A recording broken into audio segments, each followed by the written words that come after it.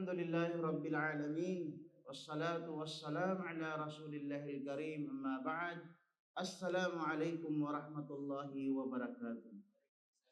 Una sa lahat, purihin natin ang dakilang Allah subhanahu wa ta'ala at pasalamatan sa lahat ng mga biyaya na ipinagkaloob sa atin. Alam niyo ba mga kapatid sa Islam, may biyaya na ipinagkaloob sa atin ng Allah na karamihan sa atin ay napabayaan ito. Saka lamang na-realize niya na ito ay mahalaga nang siya ay humantong na sa katandaan niya at humantong na sa pagkahina ang kanyang katawan. Ang lakas at kabataan, ito ay biyaya mula kay Allah na dapat natin pangalagaan at dapat natin ingatan at igamit sa kagustuhan ng Allah subhanahu wa ta'ala. Sinabi ni Sheikh Abdurrahman As-Sa'di rahimahullah, "Farahimallahu 'abdan igtanama ayyam al-quwwati wash-shabab wa asra'a bit-taubati wal-inabah qabla tayyil kitab." Sinabi ni Abdurrahman As-Sa'di rahimahullah, kaawaan nawa ng Allah ang alipin na sinamantala niya ang kanyang araw, lakas at kabataan ginamit sa kagustuhan ng Allah. At siya ay nagmadali, humingi ng patawad at nagsisi, nagbalik loob sa Allah bago pa man isarado ang kanyang talaan.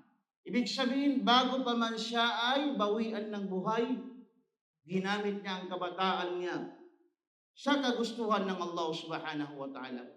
Kaya nga ang sinabi ng isang syair, "Idha lam tagtanim shababaka fil huda, famata tarjuhu ba'da ad-dhihab, fasyababu yamurru marra as-sahab, wala yurja'u al-waqtu ba'da al-iyab."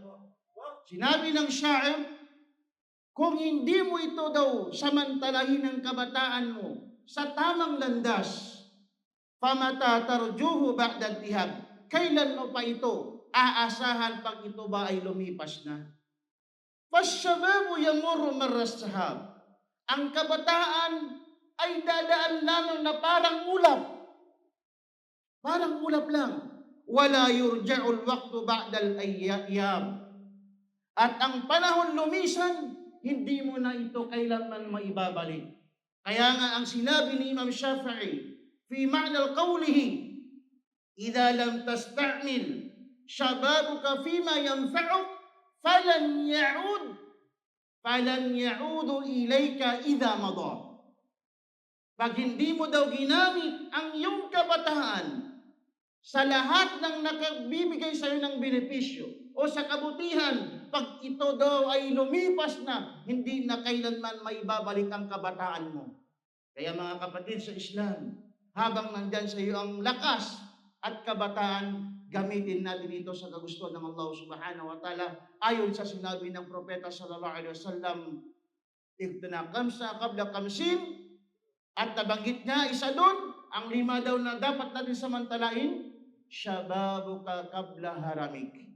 Ang kabataan mo, samantalain mo bago pa darating ang katandaan mo. Gamitin mo ito sa kagustuhan ng Allah subhanahu wa ta'ala.